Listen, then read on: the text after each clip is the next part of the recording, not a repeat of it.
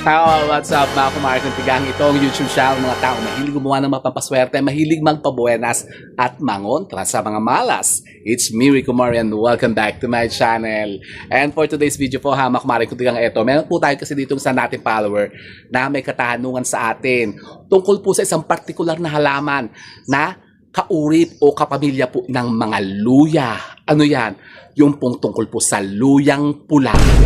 Luyang pula, may palang luyang pula. Meron po hamak malik tigang at ito nga yung question niya sa atin kasi ito daw si Madam napanood niya yung ating video tungkol po sa luyang pula at siya daw po may tanim na luyang pula sa bakura nila. Ano ba daw po ang gamit ng mga halamang luyang pula? Ano ba daw po ang bertud po nito? Ano ba daw daladalan itong kaswertihan kapag itinanim natin sa ating mga bakuran? Pues yan po ang ating sasagutin ngayon. Ako, magandang topic po yan kasi ito po yung napakainam na yung tungkol sa mga relasyon, yan. Yung tungkol sa issue ng mga relasyon. Alam niyo po ba, mga kumare kong tigang, na ang mga luyang pula, napakainam yan. Kung aalagaan nyo yan sa inyo pong mga bakuran, mag-alaga kayo ng luyang pula. Kasi ako nga po dito, meron ako dito, ayan, no? Luyang pula. Papakita ko sa inyo mamaya.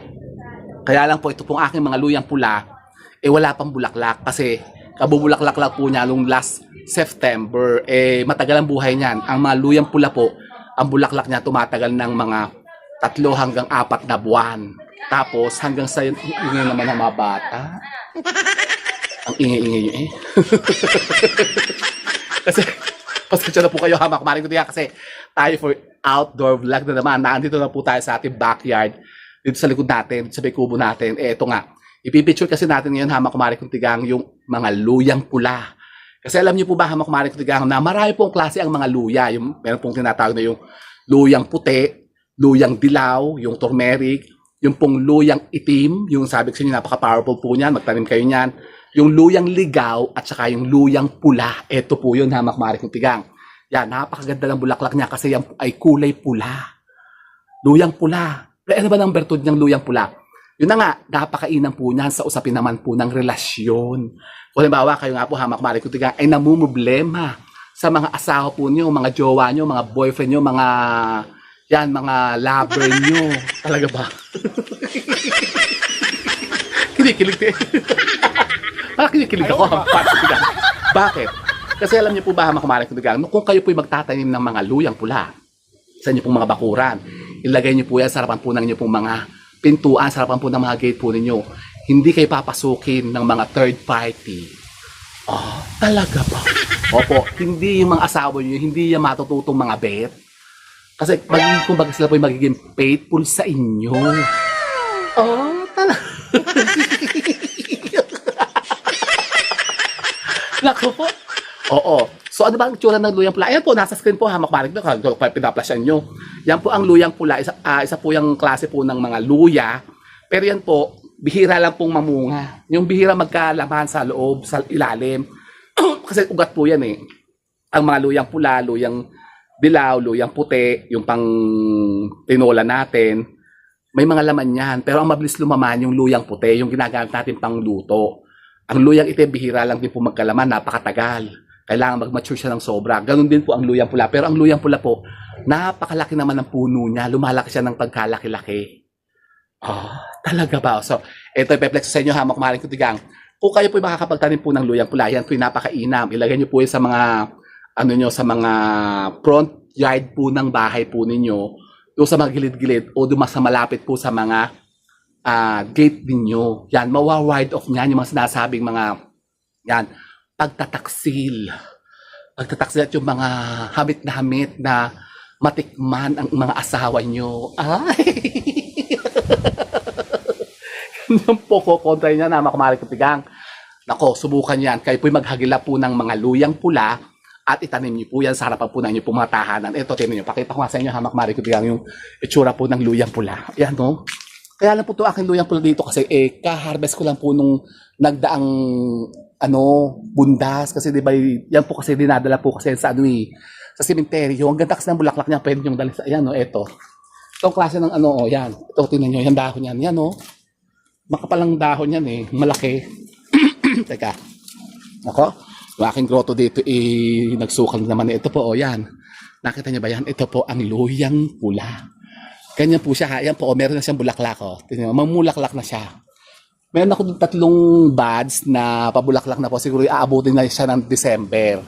Yan, ganyan po ang dahon ng luyang pula. Parang kadahon din po siya ng mga luyang puti o yung luyang dilaw. Meron din po ako din tanim doon sa, sa gilid doon, mga luyang ligaw naman. Luyang itim po yun, hama kumari kung tingnan ito. Kaya yan.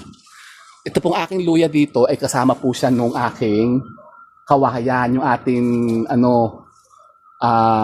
golden bamboo. Yan, ito yung laki-laki oh. Yung golden bamboo natin, yung ano nga to? Yung 7 days golden bamboo ito. Yan no. At ito po hama kumarin ko nagtayo. Plexo lang sa inyo. Meron na naman siyang bulaklak oh. Plexo sa inyo, tingnan nyo. Meron na naman siyang bulaklak pero kaya medyo patuyo na. Ito po bulaklak ng kawayan. O, tingnan nyo. O. Ayan. O, tingnan nyo. Meron tayo ditong bulaklak ng kawayan. Yan. Yung akin kasi ditong 7 days golden bamboo ay namumulaklak na. Ayan po. O.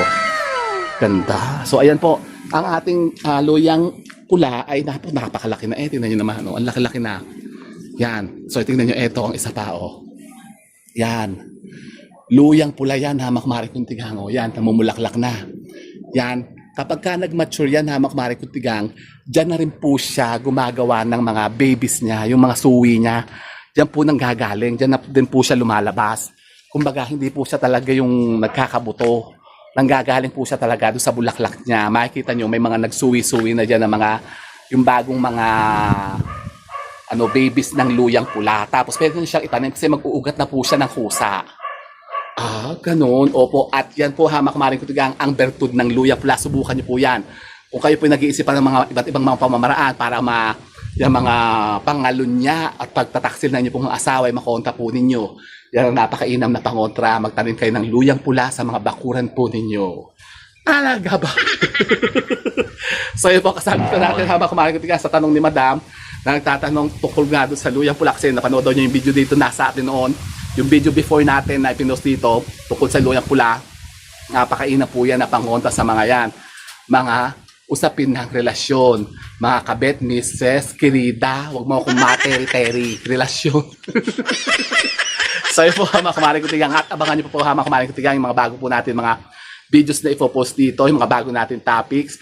At kung kayo po hindi pa po nakasubscribe dito sa channel natin, mag-subscribe na po kayo para lagi po kayo updated ng mga bago nating mga videos na ipopost dito. O diba guys? And so with that mga kumaring kutigang, keep safe and God bless. Thank you for watching. Bye mga kumaring kutigang. Ako siguro yung ulan naman. Ang lakas ng hangin eh. Oh. May bagyo ba? Bukas daw ata ay wala atang pasok sa Lagabi kasi parang malakas naman daw ang ulan. Parang may bagyo eh. Oh. Nako po, saan naman iwag nung bumagyo na malakas. Nako, itong yukubo ko nga dito, ko pa nga napapagawa mas babagyo na naman. Tapos, kanina, ako'y nanguha dito ng papaya eh. May kinuha akong papaya doon. Tingnan nyo, meron ako dito ng papaya eh.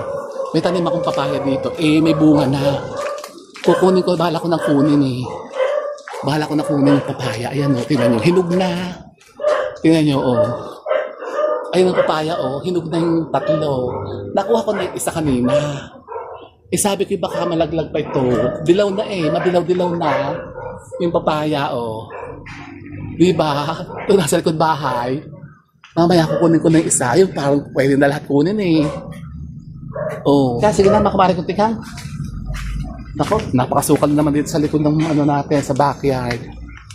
Isang linggo ako nakapagpatabas papatabas ko pa lang dito, hati na naman yung kubo natin, yung sinira ni Christine.